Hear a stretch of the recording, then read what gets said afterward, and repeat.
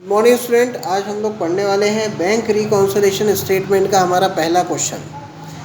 इस क्वेश्चन को समझने के पहले एक बार हम रिवाइज कर लेते हैं कि किस तरीके से बीआरएस जो है वो किन दो लोगों के बीच बनता है, इसका रूल क्या है। देखिए, हमने सीखा है कि जो बीआरएस है ये बैंक रिकॉन्सिलिएशन स्टेटमेंट दो लोगों के बीच बनता है। एक है बिजनेसमैन और एक है बैंक। एक हो गया बिजनेसमैन और एक ले लेते हैं हम बैंक।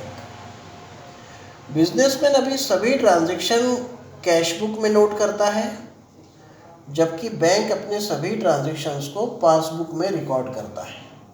तो जब कैश बुक और पासबुक का जो बैलेंस है वो मैच नहीं करता तो हम बैंक रिकॉन्सिलिएशन स्टेटमेंट को बनाते हैं। इस स्टेटमेंट को बनाते समय हमको कुछ चीज़ों को ऐड करना होता है और किन्हीं को लेस। तो अगर क्वेश्चन में लिखा हो कि कोई चेक है वो कलेक्शन के लिए है, क्रेडिटेड है या कलेक्टेड है, तो आपको इसको ऐड करना होता है। लेकिन अगर कोई चेक इशूड है पेमेंट के लिए या डेबिटेड है तो आपको इसको माइनस करना होता है। तो इसके लिए हमने पहले एक एक्सरसाइज समझी थी, आज उसी का यूज़ करेंगे कि वो किस तरीके से होती है। तो सबसे पहला काम, जो भी आपको क्वेश्चन गिवन है आज, देखिए यहाँ लिखा है कि from the following prepare bank reconciliation statement. Balance as per cash book 10,000 है, cheque send for collection but yet not credited by the bank 2,000 है, cheque issued for payment ₹3,000 but not presented for payment, bank debited bank charges ₹100 और bank credited interest 500। तो ऐसी condition में जो question है, आप simple, आपको टेक्निक एक मैं बता रहा हूँ, सभी पांचों पॉइंट्स को पहले हम यहाँ पर जो है वन बाय वन लिख लेते हैं। तो सबसे पहला है कि bank balance as per cash book given है।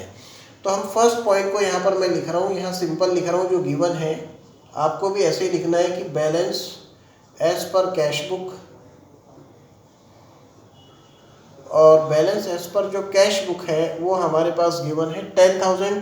तो अभी कोई ओवरड्राफ्ट नहीं है तो हम यहाँ पर पूरा प्लस की कॉलम में लिखेंगे 10,000। अब देखिए हमारे पास फर्स्ट पॉइंट है, cheque send for collection but yet not credited by the bank. तो पहले जो क्वेश्चन में गिवन है उस लाइन को हम एज इट इज लिख रहे हैं, सेम वही लाइन में यहाँ पर लिख रहा हूँ। देखिए मैंने लिखा cheque send for collection but yet not credited.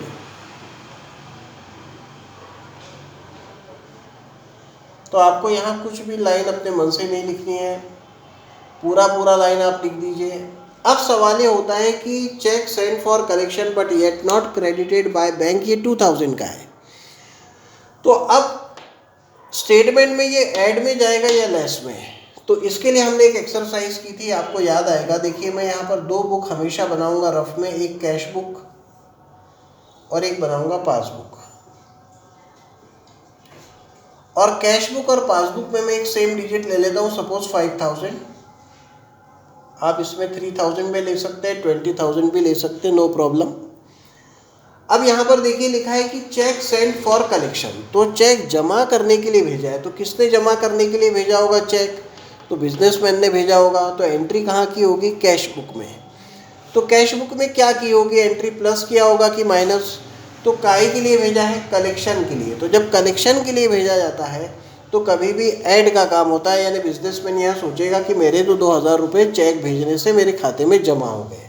ये सोचकर वो अपनी कैश बुक में 2,000 रुपये बढ़ा लेगा और वो पहुंच जाएगा 7,000 पर yet not credited by the bank. इसका मतलब है कि बैंक वाले ने अभी इसके अकाउंट में इस पैसे को लगाया नहीं है, डिपॉजिट नहीं किया है। तो इसका बैलेंस जो बैंक का है वो अभी भी कितने हज़ार का है? 5,000 का है। तो हमारा जो कैश बैलेंस है वो 7,000 है, बैंक बैलेंस जो है वो 5,000 है। तो हमेशा हमको बैंक के बराबर जाना है।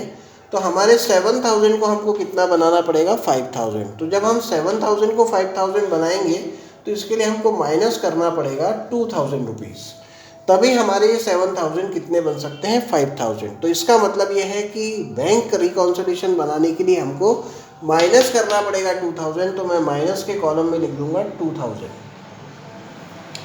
इसके बाद लिखा हुआ है cheque issued for payment ₹3,000 but not presented for payment. तो पहले मैं इस लाइन को लिख लेता हूँ कि check issued for payment but not presented at bank. तो अब क्वेश्चन वही है कि इसको प्लस में लिखना है या माइनस में। तो हम फिर से एक काम करते हैं, कैश बुक और पासबुक के 2 कॉलम हमारे पास रफ में बना लेते हैं। देखिए चेक इशूड फॉर पेमेंट है, अपन ने जो चेक दिया है बिजनेसमैन ने वो पेमेंट करने के लिए दिया है।